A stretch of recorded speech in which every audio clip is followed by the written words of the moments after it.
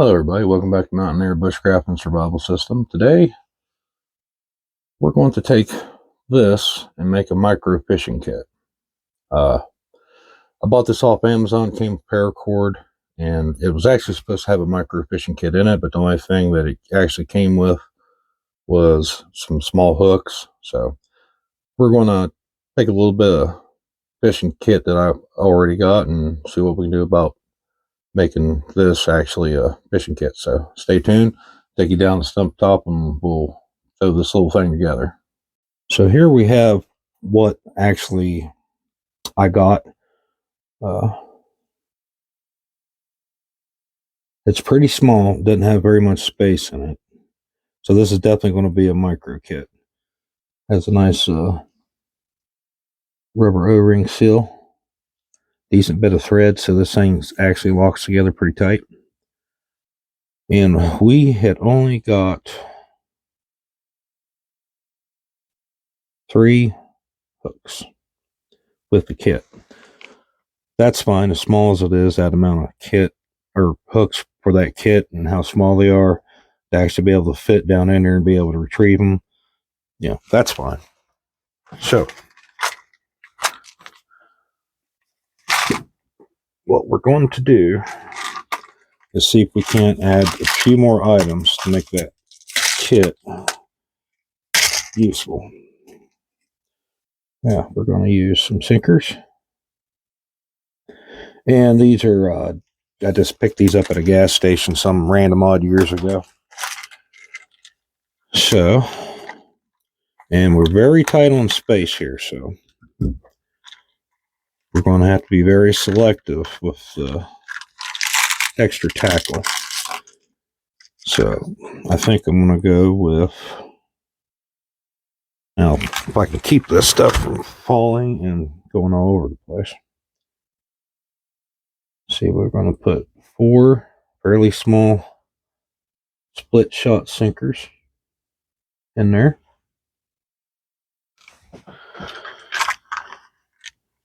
And well, I'd like to have at least 2 larger ones. I can't go too big, that is for sure. Okay. So we'll just add these 2. They're a bit bigger. And you can tell from the size of that pile of lead and the size of that container that may have changed my mind on that amount, because I still need to get some line and a bait in there.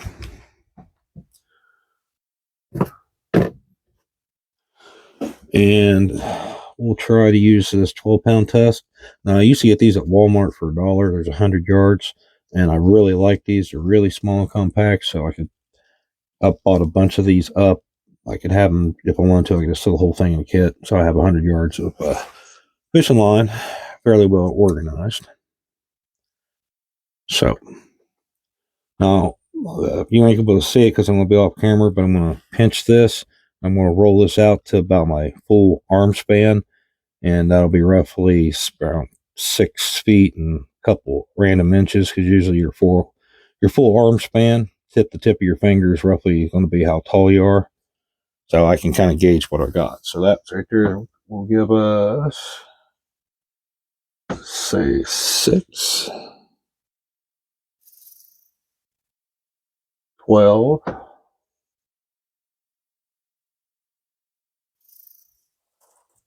18. I'm going to call that good there.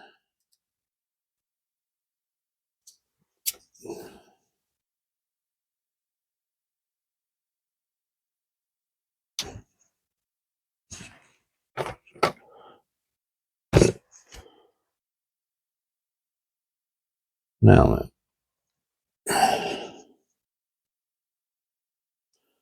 ideally, it'd be nice to have a little card or even a little tiny piece of wood to wrap this around to kind of keep it organized.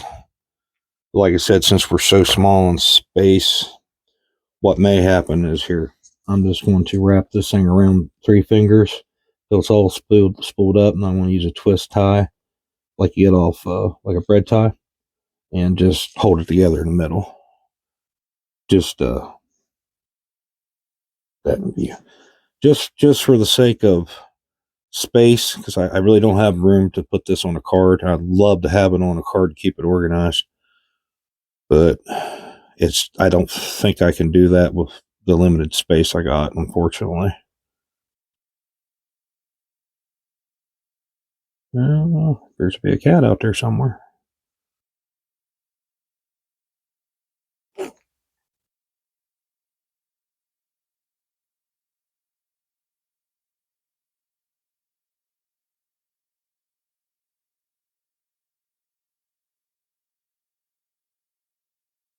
Okay, we're about to the end of that. Now, we got her wrapped around. I'll try to slide my finger out of there.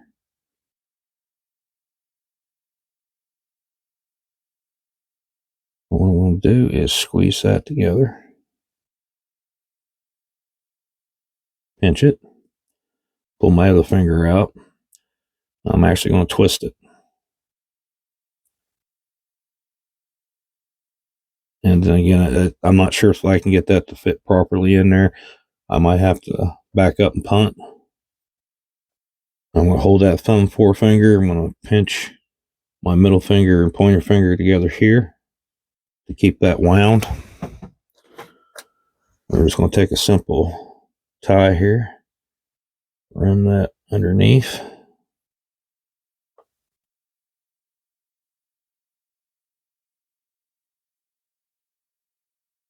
And I'll probably cut the excess off with my multi-tool. There we go. That is definitely not perfect, but I think it'll help relatively keep this thing semi-organized. I'm not a fan of that, actually, but we'll see what we can do. Actually, I may have a better idea. Instead of cutting that excess off, I might just twist that rest of the way around the bundle to keep it a little more condensed.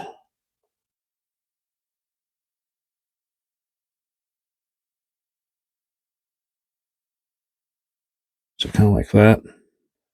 Now, whether I can get that in there or not remains to be seen, so y'all have to bear with me.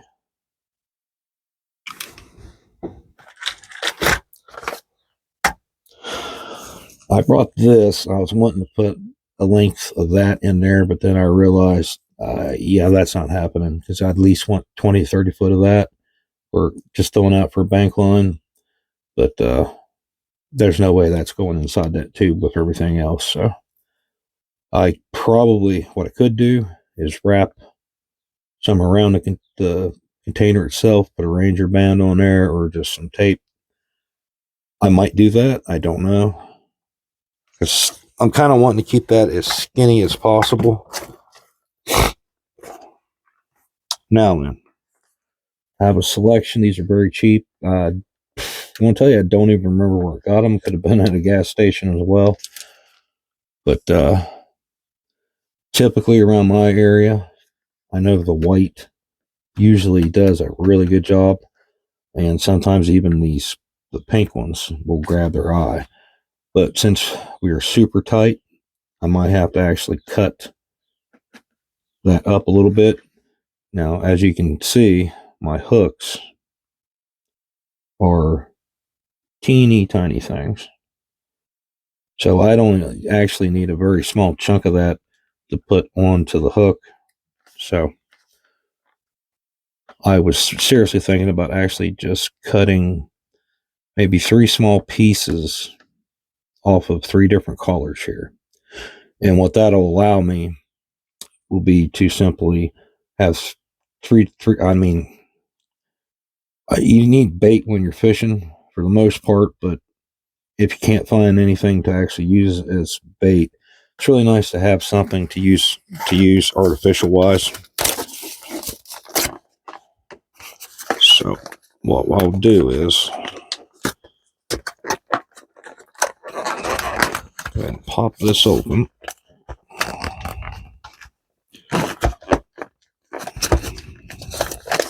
Maybe I'll pop this open. definitely want some white, some pink, and some of this chartreuse.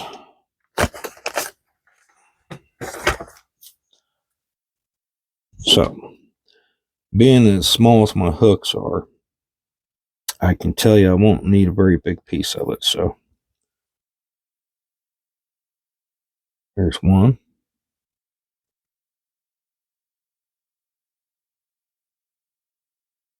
There's two.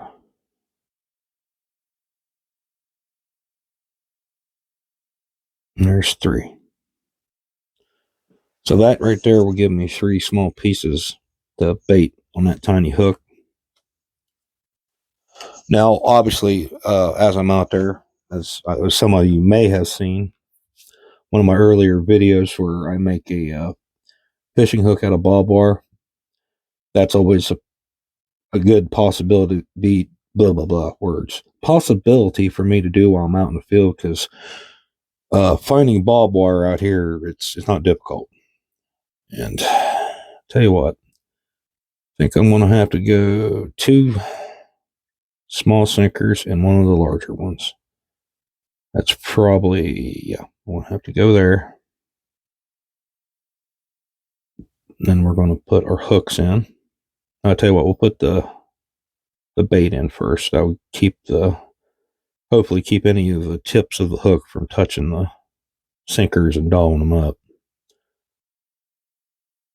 So we're going to pop them in there. And I am going to take a small piece of stick. I'm going to kind of pack them baits down because they're kind of in there loose and stacked up on each other. I'm going to push them down a little bit so they ride. You can see in there, that way they'll ride side by side. Now I've got more space. Now we're going to add our 3 little hooks.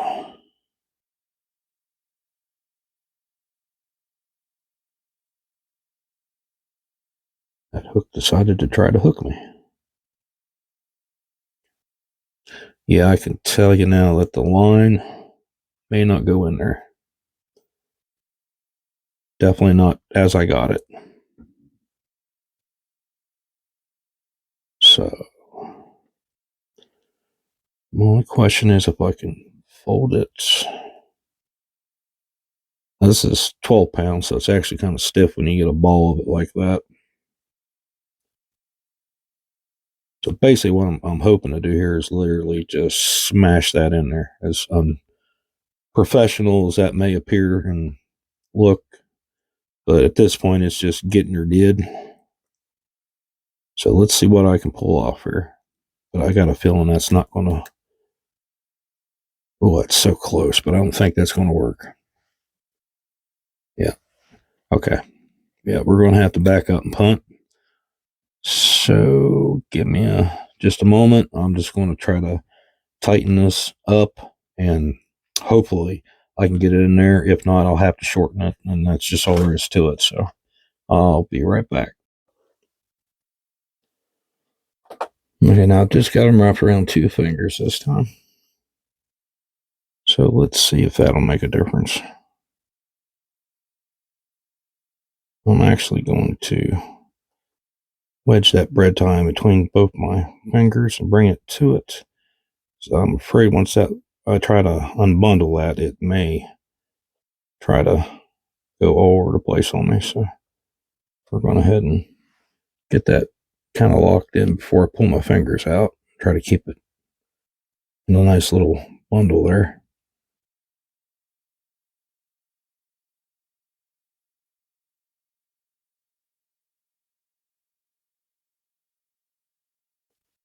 Okay. Now I'm going to double that over.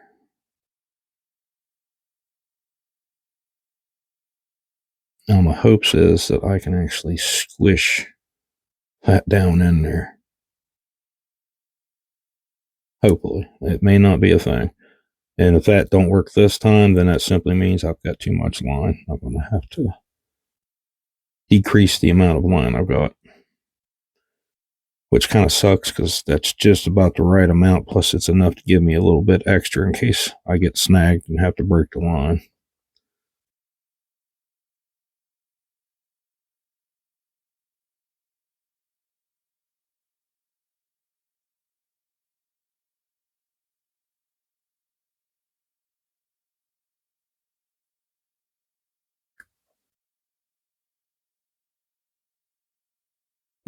That may actually go in. All right. I want to clip some of that bread tie off there.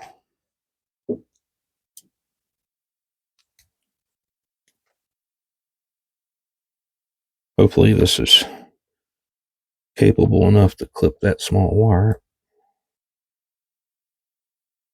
Sure is. Awesome. A little bit of line sticking up there. Let's clip that off. Clip, cut. All right. Now the moment of truth. We got to get that screw down in there. And it needs to sit flush with the that rubber washer. I think it's got it.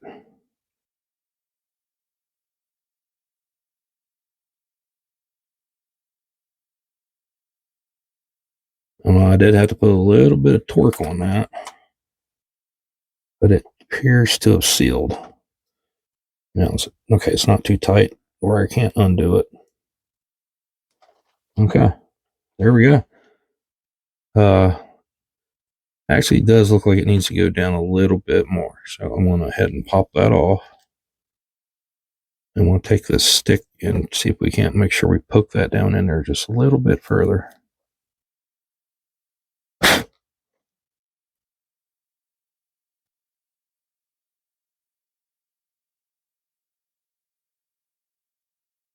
There we go. That's a little better. All right, there. Now we're seated good against that rubber O-ring. Okay, guys. There we go. Let me come around here. I'll get my ugly mug back in the frame. A little bit more. There we go. Okay. There we go. That tiny little thing. We got 3 sinkers, 3 hooks, 3 hunks of bait, and right around 20 feet of 10-pound or 12-pound test monofilament. So, if I can find something in comparison. There's a Bright and Rain pin. You kind of get an idea how big that is. Not very big. And that's definitely a micro kit. So, very limited use, but as we like to say, better than nothing. So, please like, share, and subscribe, everybody. Leave some comments, give me some feedback, let me know how you're liking the videos, and I'll see you all in another video.